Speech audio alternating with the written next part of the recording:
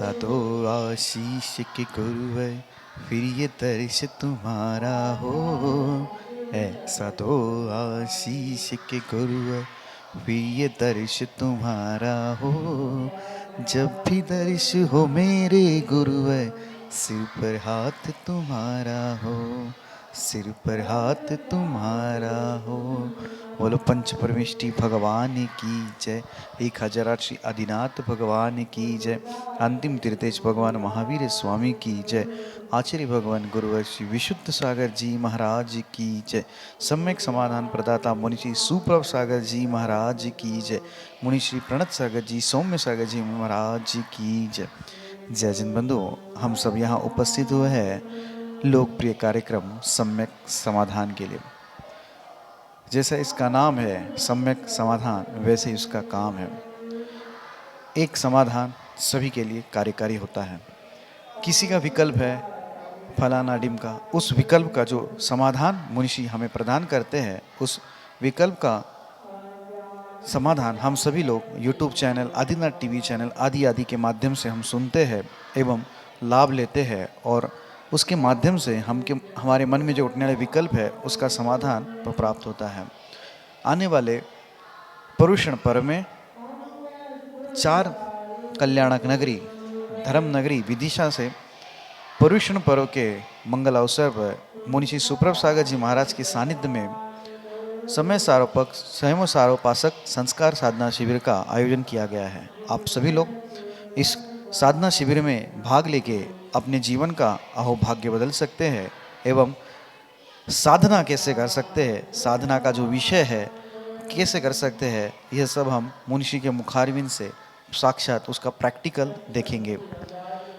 सुबह से योग की क्लास, फिर ध्यान की क्लास, फिर पूजन अभिषेक, मुनिषी के मंगलमय प्रवचन पर विशेष पर, उसके बाद आहारचर्या, शिविरार्थी की आहारचर्या, उसके बाद दोपहर की विशेष क्लास जिसमें एलईडी के द्वारा, एलसीडी टीवी के द्वारा आप सभी को एक ऐसी चीज़ दिखाई जाएगी जिसका आपका मंथन होगा।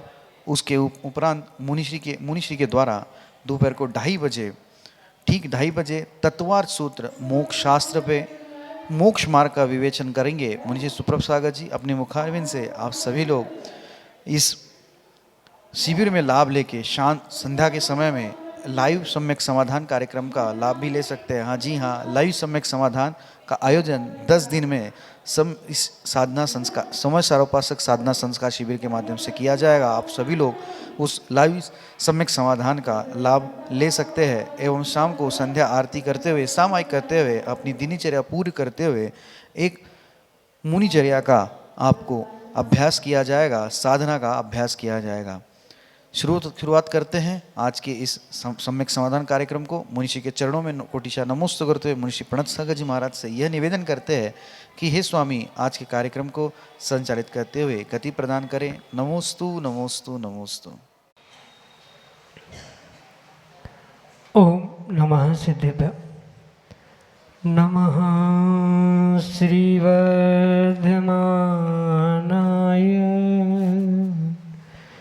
निर्दोतकलिलात्मनि सालोकानां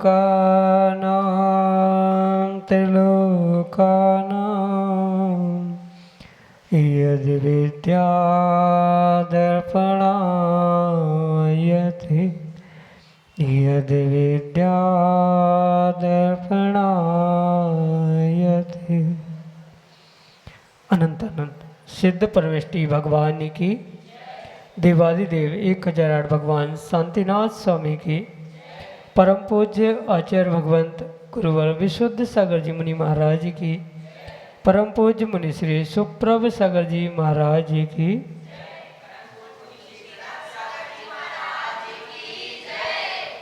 समीचीन विकल्पों का सम्यक समाधान। सम्यक ज्ञान की एक ऐसी अनूठी विधा जिसमें विकल्प भी समीचीन हो और उस विकल्प का समाधान भी हमें सम्यक रूप से प्राप्त हो। निर्ग्रंथ गुरुओं की ये महान अनुकंपा हमारे ऊपर है कि उन्होंने अपने अनमोल समय में से समय निकाला और अपने अनमोल समय में से समय निकाल करके हमारे ही मन के उन अनेकानेक विकल्पों का सम्यक समाधान हमें आगम के परिप्रेक्ष्य में प्रदान किया। ऐसे स्वपरोपकारी निर्ग्रंथ गुरु आचार्य भगवंत गुरुवर विशुद्ध सागर जी महाराज के मंगल सभा शिष्य, उन्हीं के सुयोग्य शिष्य परम पूज्य मुनि श्री सुप्रभ सागर जी महाराज ने हमें वह सम्यक समाधान रूपी अनूठी विधा प्रदान की, जिसके माध्यम से हम अपने विकल्प का सम्यक समाधान परम पूज्य मुनि श्री के मुखारबिंदु से प्रतिदिन प्राप्त कर रहे हैं। विकल्प कैसा भी हो, चाहे वह विकल्प सामान्य हो, आध्यात्मिक हो, आगमिक हो, सामाजिक हो, कैसा भी विकल्प हो, लेकिन जब महाराज श्री उस समीचीन विकल्प का हमें सम्यक समाधान प्रदान करते हैं तो हमें यही लगता है कि वास्तव में जो सम्यक समाधान हमें प्रदान किया है महाराज श्री ने, वह निश्चित ही हमारे अंतरंग को एक संतुष्टि प्रदान करने वाला होता है। इसीलिए हमें उस सम्यक समाधान को प्राप्त करके एक अनूठी शांति की अनुभूति होती है, क्योंकि अंतरंग की शांति ही वास्तविक सुख है और उस आत्मा के उस वास्तविक सुख की प्राप्ति का वह एकमात्र कार्यकारी उपाय समीचीन विकल्पों का सम्यक समाधान। देश के विभिन्न प्रांतों से अनेकानेक समीचीन विकल्प हमें यहाँ प्रतिदिन प्राप्त होते हैं और परम पूज्य मुनिश्री उनका हम सबको सम्यक समाधान प्रदान करते हैं। यदि आप चाहें तो आप भी अपने मन के उन समीचीन विकल्पों का सम्यक समाधान प्राप्त कर सकते हैं। बस अपने विकल्प को यहाँ तक भेजने की आवश्यकता है और महाराज श्री निश्चित ही अपनी आगमिक वाणी में तार्किक रूप से लॉजिक के साथ हमें उन समीचीन विकल्पों का सम्यक समाधान अवश्य प्रदान करेंगे। प्रारंभ करते हैं आज के सम्यक समाधान को। और आज के पहले विकल्प के लिए विजेश जैन, गामड़ी, निढुआ, सांवला, डूंगरपुर, राजस्थान से महाराज श्री के चरणों में बारंबार नमोस्तु निवेदित करते हुए अपना समीचीन विकल्प रख रहे हैं कि महाराज जी, रावण ने साधु वेश में भिक्षुक बन करके सीता का हरण किया था, तो रावण को छली कपटी की उपमा दी गई।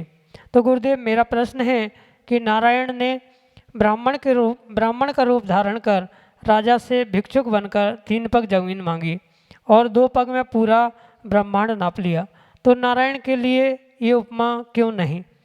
जबकि राजा तो महादानी था। क्या भगवान भी छल कपट से किसी का या राजा को कोई बुरे कर्मों को छल कपट कर सकते हैं? राजा को भी कोई बुरे कर्म का फल के कारण उसे पाताल लोक जाना पड़ा। हमारे समीचीन विकल्प का सम्यक समाधान आगम के परिप्रेक्ष्य में प्रदान करने की अनुकंपा करें। नमोस्तु महाराज जी, नमोस्तु। ओम नमः सिद्धम। परम पूज्य आचार्य भगवान गुरुवर विशुद्ध सागर जी महाराज की।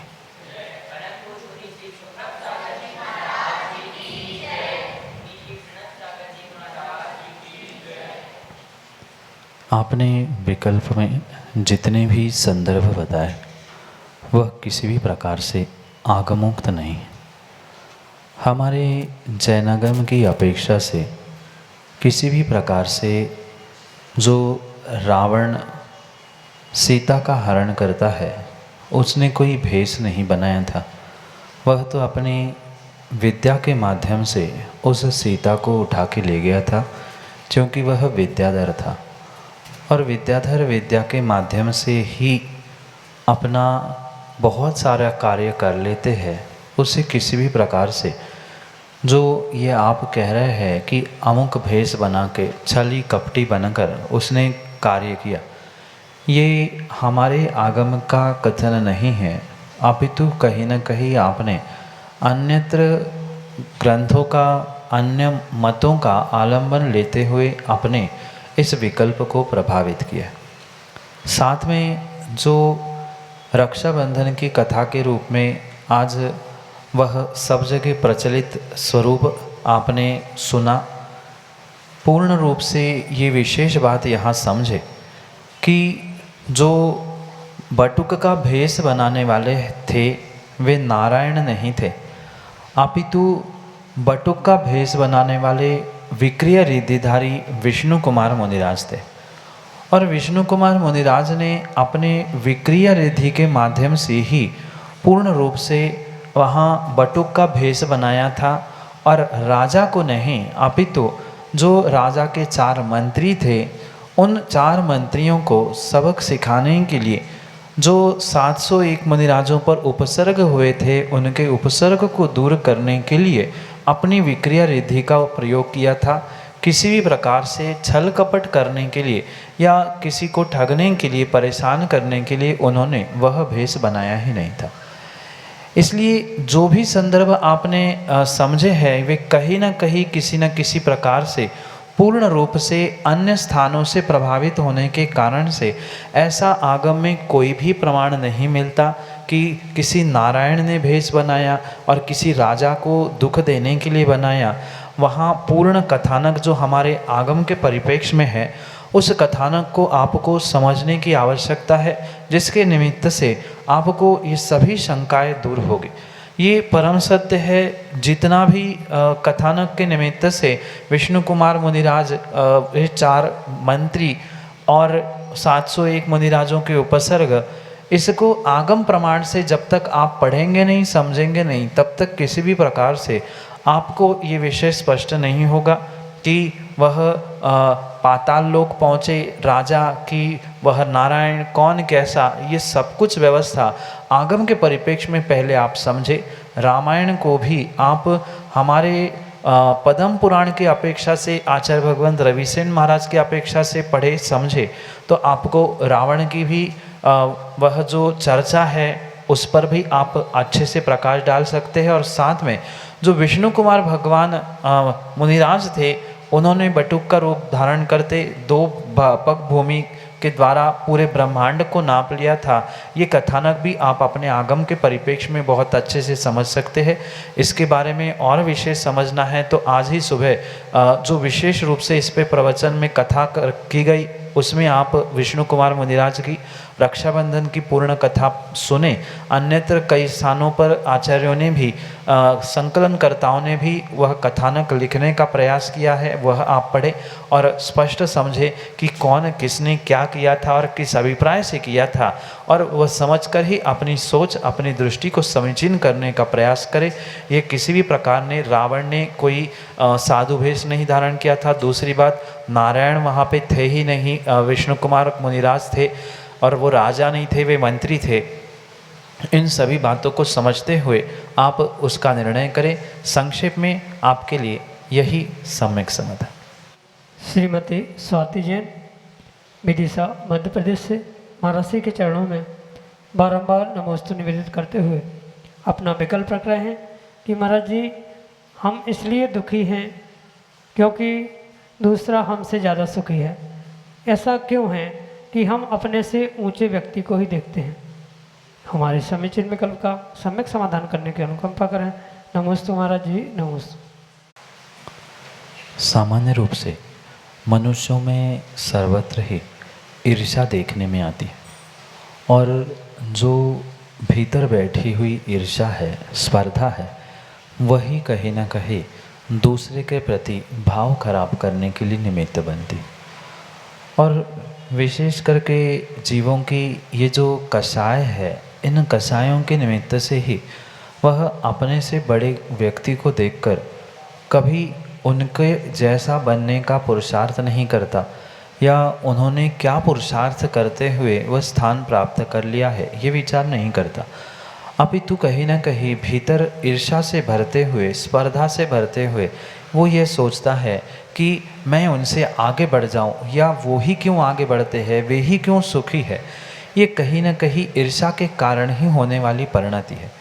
आचार्य भगवंत हमारे लिए स्पष्ट रूप से यहाँ निर्देश करते हैं कि अगर हमें किसी अपने से बड़े व्यक्ति को देखना है तो स्पर्धा के दृष्टि से नहीं, या उसके साथ ईर्ष्या करते हुए नहीं, उसकी उन गुणों को देखते हुए, उन गुणों को उसने कैसे प्राप्त कर लिया, वह आज सुखी है तो क्यों है, किस प्रकार से सुखी बना है, उसको समझते हुए वह कार्य अपने जीवन में करने का अगर प्रयास करेंगे तो शायद हम भी सुखी हो सकते। पर किसी भी प्रकार से हमसे बड़े जो है उनसे स्पर्धा, ईर्ष्या या कहीं भी किसी प्रकार की कषाय की भावना अगर भीतर है तो किसी भी प्रकार से जीव सुखी नहीं हो सकता, उन्नति नहीं कर सकता। इसलिए दोनों के प्रति, यानी जो हमसे दीनहीन है, गरीब है, उनके प्रति भी हीन भावना से नहीं, उनको भी अपने समान बनाने की दृष्टि से देखा जाए। और जो हमसे बड़े हैं, ज्येष्ठ श्रेष्ठ है, उनके प्रति भी मैं उनके जैसा पुरुषार्थ कैसे करके बनूं, ये भावना रखने की आवश्यकता है, ईर्ष्या की आवश्यकता नहीं है। संसार में इन जीवों की सबसे अधिक संख्या है जो स्वयं के दुखों से कम दुखी है, पर दूसरों के सुखों को देखकर सबसे अधिक दुखी ये संसार में जीव है। उसके पीछे का एकमेव कारण है जो एक दूसरे के प्रति जीवों की ईर्ष्या है, स्पर्धा है। वह प्रतिस्पर्धा के और ईर्ष्या के भावों के कारण से ही यह जीव दुखी है। इसलिए वह ईर्ष्या के भाव, स्पर्धा के भाव अगर जीव छोड़ देगा तो नियम से वह भी वास्तव में सुखी हो पाएगा। यही आपके लिए सम्यक समाधान। श्रीमती रूपाली झाईपुर, विदिशा, मध्य प्रदेश से अगले समीचीन विकल्प के लिए। हे मुनिवर, मेरा प्रश्न यह है कि परिवार के सभी सदस्य एक थाली में क्या भोजन कर सकते हैं? कृपया मेरा सम्यक समाधान कृपा करें, मेरे प्रश्न का सम्यक समाधान करने की कृपा करें। नमस्ते महाराज। परिवार के सदस्यों में कितना ही प्रेम, कितना ही वात्सल्य क्यों ना हो, पर किसी भी प्रकार से आगम के परिपेक्ष में एक थाली में, एक कटोरे में एक साथ भोजन करना, ये आचार्यों ने स्वीकृत किया ही नहीं। क्योंकि कहीं ना कहीं एक थाली में भोजन करने से, एक साथ एक ही बर्तनों में भोजन करने से कहीं ना कहीं एक दूसरे की बीमारी एक दूसरे को अवश्य ही प्राप्त होती है। जहाँ आगम में आचार्यों ने लिखा है सलघट्टाना, यानी एक दूसरे के साथ कोई भी परस्पर की सामग्री भी एकत्रित नहीं करनी चाहिए। जैसे घर में बहुत सारे सदस्य हैं और उनके वस्त्र भी जो एक साथ धोकर एक साथ कपड़े डालना, कोई भी किसी के वस्त्र पहनना, कोई भी किसी की सामग्री प्रयोग में लाना, ये पूर्ण रूप से आगम में निषिद्ध है। क्योंकि कहीं ना कहीं ये जीवाधिकरण है, जीव के अजीव के अधिकरण रूप में इसे स्वीकार किया। और परस्पर में इन सब का प्रयोग आपस में कर लेना, ये पूर्ण रूप से एक दूसरे को वैज्ञानिक दृष्टि से अपनी बीमारियों को आदान प्रदान करने का निमित्त बनेगा। और साथ में जीवों की हिंसा के लिए भी ये बहुत बड़ा निमित्त होने के कारण से किसी भी प्रकार से जैनागम के अपेक्षा से एक थाली में भोजन करना, एक बर्तनों में एक साथ भोजन करना किसी प्रकार से उचित नहीं। क्योंकि जिस भोजन की सामग्री में, जैसे कि दाल सब्जी कुछ है, उसी में आपने हाथ डाला, पुनः डुबोया, मुख में डाला, मुख की लार उसी में चली गई, वह झूठा हो गया, पुनः उसे खाया। अगर माना कि आप चम्मच से भी खाते हो तो चम्मच भी अपने मुख तक पूरे अंदर तक गई, वहाँ चम्मच पुनः उसी सामग्री में, पुनः उस कटोरी में, थाली में, तो कहीं ना कहीं उस झूठन खाने का भी दोष लगेगा। जीवों की हिंसा भी पूर्ण रूप से वहाँ पर होती है और साथ में वह वैज्ञानिक दृष्टि से पूर्ण रूप से वहाँ जो जीवों की विराधना के अलावा जो एक दूसरे के लिए संक्रमण रूप होते हैं, वे भी सभी एक दूसरे के लिए पहुंचाने के लिए ये निमित्त बन सकता है। इसलिए एक थाली में भोजन करने से प्यार बढ़ता है, प्रेम बढ़ता है। ये जो कहावत है ये मात्र कहा ही जाता है, पर वास्तविकता देखी जाए, वैज्ञानिकता भी और आगम को परिप्रेक्ष्य में भी ये किसी भी प्रकार से योग्य नहीं है। ठीक है, घर में सदस्यों में परस्पर प्रेम, वात्सल्य, प्यार आदि आदि होना चाहिए, पर किसी भी प्रकार से जीवों की हिंसा करते हुए एक दूसरे को संक्रमण रोगों से ग्रसित करने से किसी भी प्रकार से प्रेम प्यार नहीं बढ़ सकता है। इसलिए ये आगम के परिप्रेक्ष्य में और विज्ञान के परिप्रेक्ष्य में योग्य नहीं है। यही आपके लिए सम्यक समाधान। दिव्यांश जैन, लिप्टन, विदिशा, मध्य प्रदेश से अगले समीचीन विकल्प के लिए। नमोस्तु महाराज जी। मेरा प्रश्न ये है कि जिस प्रकार जैन धर्म में कोई भी क्रिया करते हैं उसके पीछे कुछ कारण होता है, तो भगवान की आरती करने के पीछे भी कुछ कारण है क्या, और वो कारण क्या है? नमोस्तु महाराज। जैन धर्म में जो भी क्रिया श्रावक के लिए या साधु के लिए कही है, कहीं न कहीं उसके पीछे तर्क, विज्ञान और प्रमाण के साथ ही उन क्रियाओं को कहने का, समझाने का प्रयास किया गया। बिना हेतु के, बिना कारण के कोई भी कार्य होता ही नहीं। भगवान की आरती आदि भी करने की, पूजा अभिषेक आदि करने की जो व्यवस्था बताई है, उसके पीछे भी बहुत सारे कारण हैं।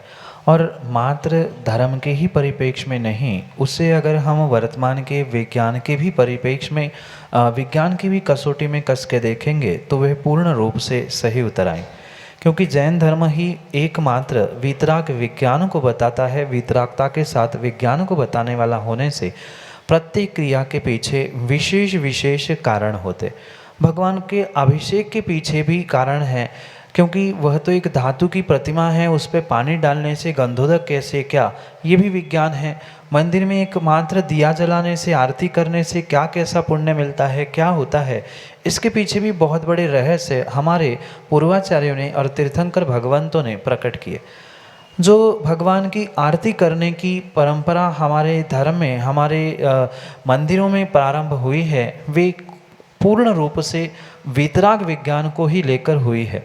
जब भी भगवान के सामने, गुरु के सामने या जहाँ भी हम उस घी के दिए को, दीपक को जलाते हैं, पर ये विशेष बात ध्यान रखें कि मात्र घी के दिए का ही आरती के रूप में प्रयोग करने का व्याख्यान हमारे आगम में है। वर्तमान में तेल के, मोमबत्ती के, इलेक्ट्रॉनिक के, पता नहीं कितने सारे साधनों से भगवान की और गुरु की आरती जीव करते हैं, पर वे किसी प्रकार से योग्य नहीं है। मात्र शुद्ध घी का ही दिया, दीपक पूर्ण रूप से आरती के रूप में स्वीकार किया। उसके माध्यम से जो घी, रोई और अग्नि के माध्यम से वहाँ पर जो ऑक्सीडेशन होता है, यानी उस घी के माध्यम से घी जलते ही जो वहाँ एक विशिष्ट वर्गणाएं, विशेष ऊर्जा बनती है, जिस वैज्ञानिक की दृष्टि में या विज्ञान की दृष्टि में उसे ऑक्सीडेशन कहा जाता है, जिससे ऑक्सीजन की लेवल बढ़ती है। और ऑक्सीजन की लेवल बढ़ने से स्वाभाविक रूप से जो रेस्पिरेशन, हमारा श्वासोश्वास होता है, उसके लिए वह ऑक्सीजन की मात्रा बढ़ने से जीवों का रेस्पिरेशन, श्वासोश्वास बहुत आसानी से होता है। वो पॉजिटिविटी जीवों को वहाँ पे मिलती है। इसके कारण से ही भगवान की आरती उस घी के दिए से की जाती है। ये वैज्ञानिक दृष्टि हुई हमारे आगम की इस क्रिया की। पर उसके पीछे धर्म का भी पक्ष है।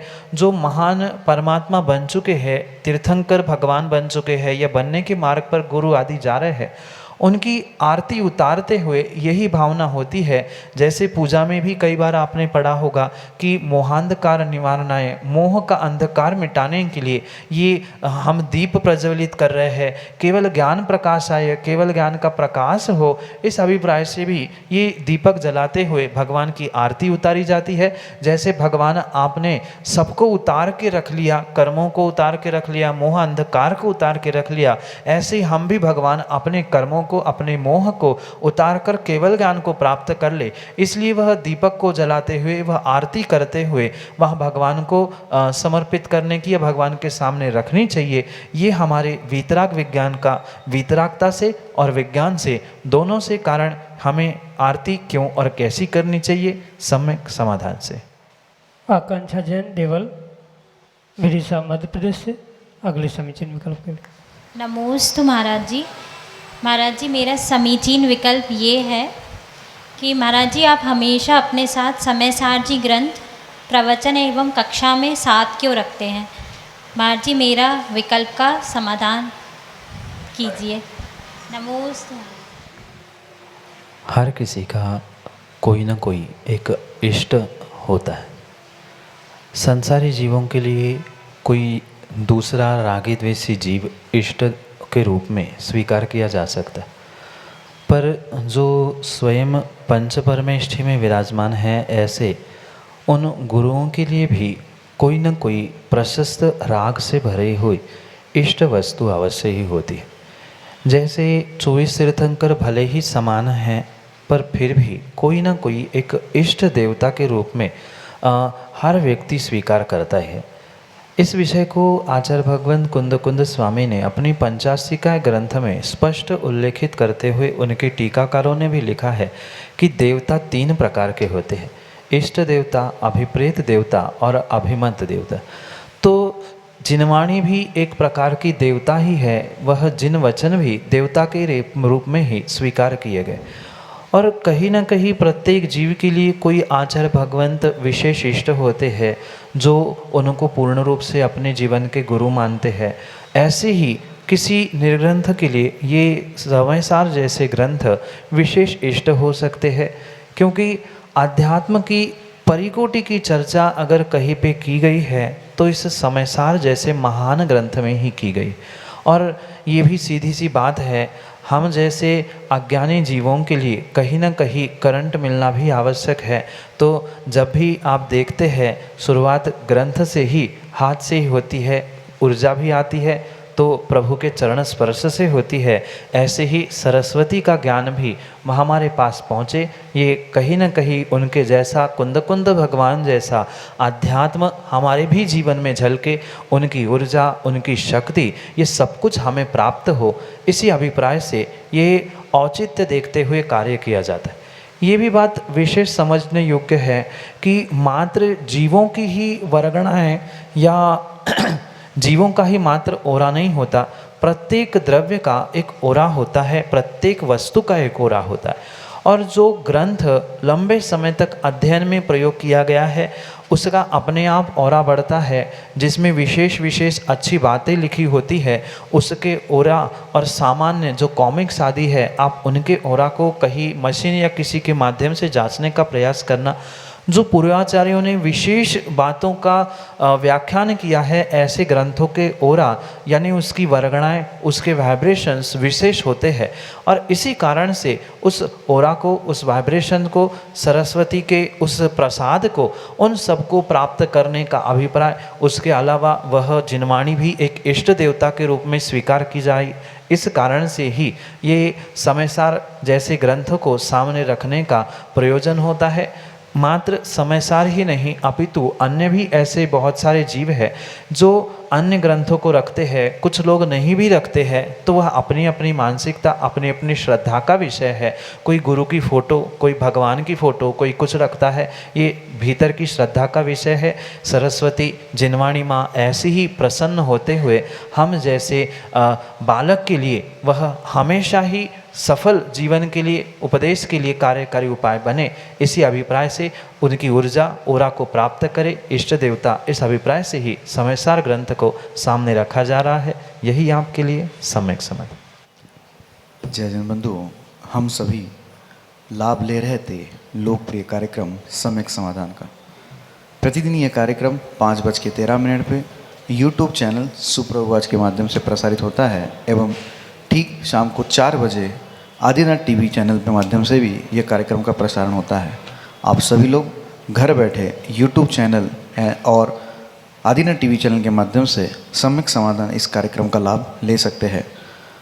अगर आप इस कार्यक्रम से जुड़ना चाहते हो, कार्यक्रम के माध्यम से अपने विकल्प का सम्यक समाधान प्राप्त करना चाहते हो, तो हमारा व्हाट्सएप का नंबर 8707548811 जो नीचे पट्टी पे स्क्रॉल पे चल रहा है, आप उसके माध्यम से हमें अपने विकल्प पहुंचा सकते हैं और हम सभी लोग मुनिषी के मुखारविंद से सम्यक समाधान प्राप्त करेंगे आपके विकल्पों का। samyak.samadhan@gmail.com यह हमारी जीमेल की आईडी है। आप उस जीमेल की आईडी पे भी अपने विकल्प भेज सकते हैं और विकल्प का सम्यक समाधान प्राप्त कर सकते हैं। आने वाले पर्युषण पर्व में धर्मनगरी विदिशा में समय सारोपासक साधना संस्कार शिविर का आयोजन किया जा रहा है। आप सभी लोग इस साधना संस्कार शिविर में लाभ लेके अपने जो संस्कार है, अपनी जो साधना है, उसको आप गति दे सकते हैं। मुनिषी के सानिध्य में पूरे दिन भर के कार्यक्रम सुबह से लेके शाम तक, सुबह ध्यान, योग एवं पूजा अभिषेक के बाद मुनिषी के प्रवचन पर विशेष प्रवचन और दोपहर में एक विशेष क्लास 1:30 बजे से एवं 2:30 बजे से मोक्ष शास्त्र पे एक विशेष क्लास मुनिषी के द्वारा LED के माध्यम से आपको दी जाएगी। आप सभी लोग उस कार्यक्रम का लाभ लेते हुए अपने पर्युषण पर्व को अच्छी तरह से मना सकते हैं। और यह अधिक जानकारी के लिए आप नीचे पट्टी पे जो स्क्रॉल पे नंबर चल रहा है उसके माध्यम से आप हम तक संपर्क कर सकते हैं। आज के लिए इतना ही। मुनिषी के चरणों में कोटिशा नमोस्तु करते हुए आज के इस सम्यक समाधान कार्यक्रम को यहीं पे विराम देते हैं। नमोस्तु नमोस्तु नमोस्तु।